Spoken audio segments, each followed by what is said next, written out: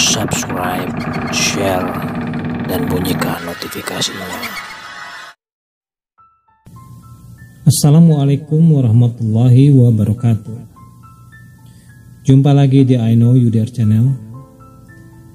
Di episode kali ini saya akan bawain salah satu cerita mengenai kisah tentang meninggalnya seorang bapak, seorang warga desa.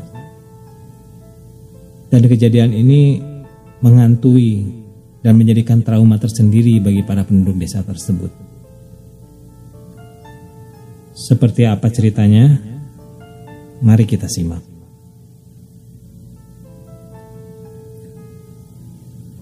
Matahari sudah mulai beranjak dari peraduannya. Hari ini Kamis 3 Januari 2021 terasa sangat indah untuk dinikmati. Suara burung kicau dan ayam berkokok saling bersahutan dari teras depan. Masih terngiang pengumuman tadi pagi dari corong masjid. Diumumkan bahwa Pak Barna dari warga RT 06 telah meninggal dunia tadi malam pukul 10. Tidak disebutkan alasan Pak Barna meninggal dunia. Buyar sudah rencana menghabiskan hari ini dengan santai. Pasti seluruh warga desa ini akan disibukkan dengan acara perpisahan pemakaman.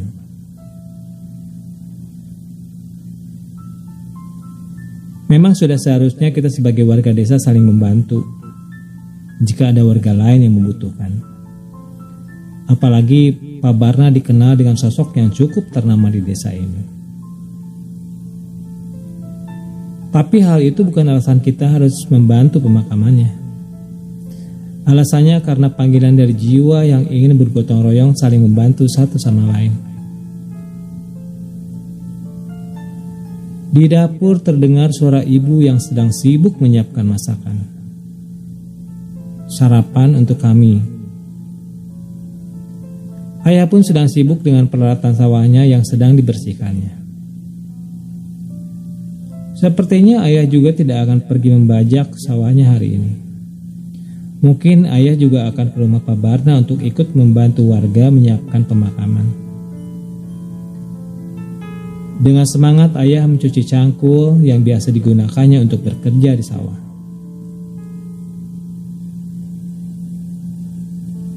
Tak lama berselang, ibu keluar dari dapur dengan membawa segelas kopi dan roti bakar kesukaan ayah. Kemudian menyimpannya di atas meja di ruang keluarga. Ayah segera beranjak dari balai-balai teras depan dan duduk di kursi kesayangannya di meja makan. Aku pun berjalan untuk bergabung dengan ayah dan ibu untuk menyantap sarapan di pagi itu. Seperti biasanya, ayah segera minum kopi pahit kesukaan ayah. Sedangkan aku minum teh manis yang telah disediakan ibu sebelumnya. Tidak banyak yang kami obrolkan pada saat itu, hanya pembicaraan tentang rencana panen yang akan segera datang pada masanya. Ibu berpesan kepadaku agar membantu ayah pada saat panen nanti.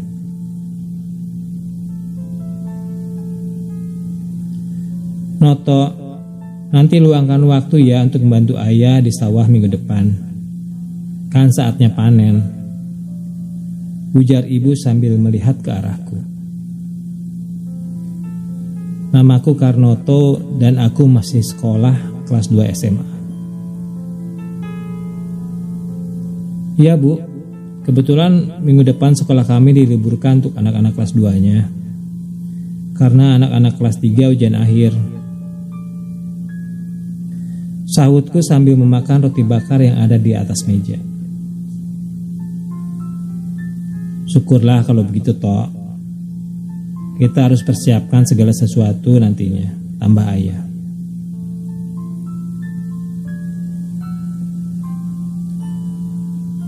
Setelah sarapan, aku dan ayah siap-siap untuk menuju ke rumah Pak Barna.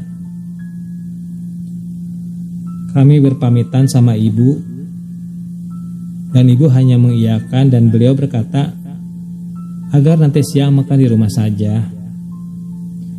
Beliau akan masak ikan asin sama sambal terasi kesukaan kami.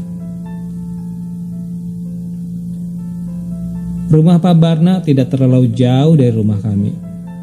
Hanya sekitar 1 kilo saja. Maklum kalau di desa jarak 1 kilo itu masih dianggap dekat. Kami berangkat ke rumah ayah dengan menggunakan sepeda ontel kesayangan ayah.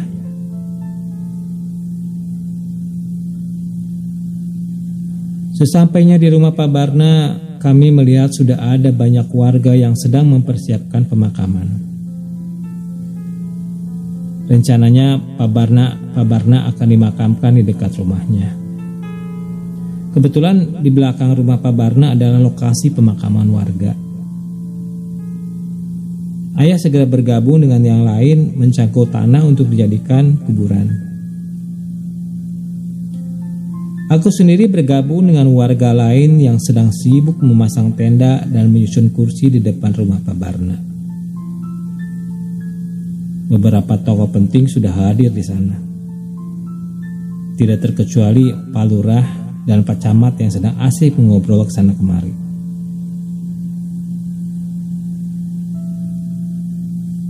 Tepat pukul 11 siang acara pemakaman dimulai. Semua keluarga Pak Barna duduk di kursi di depan rumah sambil mendengarkan kata sambutan dari Pak Lurah. Beberapa warga berdiri dengan seksama mendengarkan yang disampaikan Pak Lurah. Isak tangis dan rasa sedih dari keluarga tidak terbendung lagi saat jenazah Pak Barna dimasukkan ke dalam keranda mayat yang sudah disiapkan sebelumnya.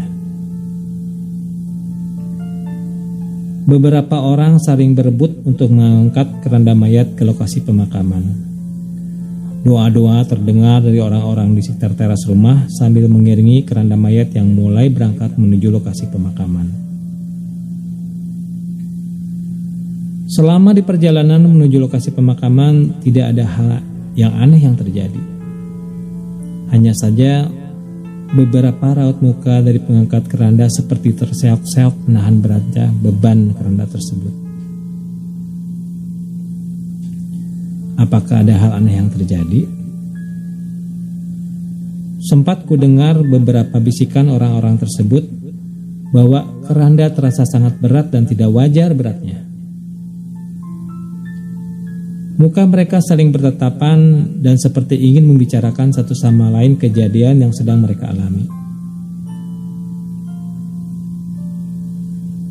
Sudah, tidak perlu dibahas. Lanjutkan saja tugas kita sampai selesai, ujar Edi Sujarwo, salah satu warga yang ikut mengangkat keranda mayat tersebut.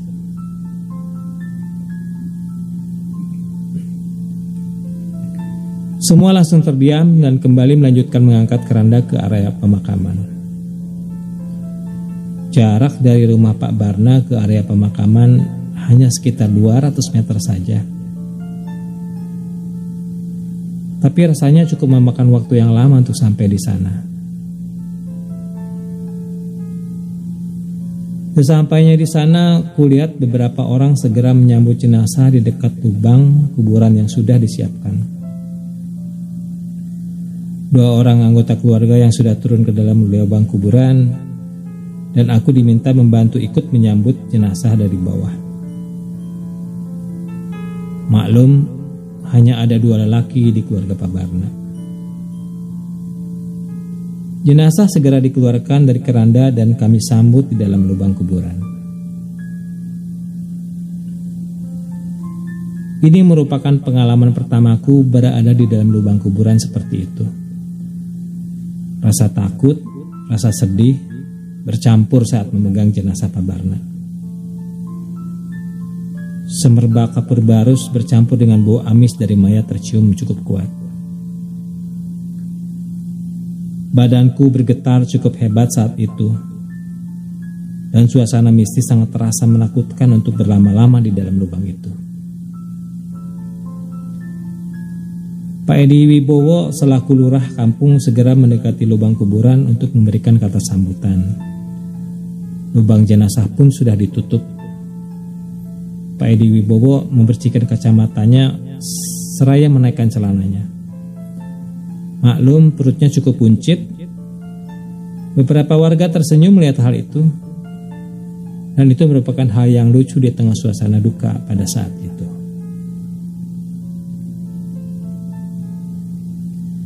Itu saja mungkin yang telah disampaikan cerita ini pada hari ini. Kita akan berlanjut pada episode berikutnya. Jangan lupa klik subscribe, bunyikan loncengnya untuk mendengarkan bagian kedua dari cerita Keranda Maya.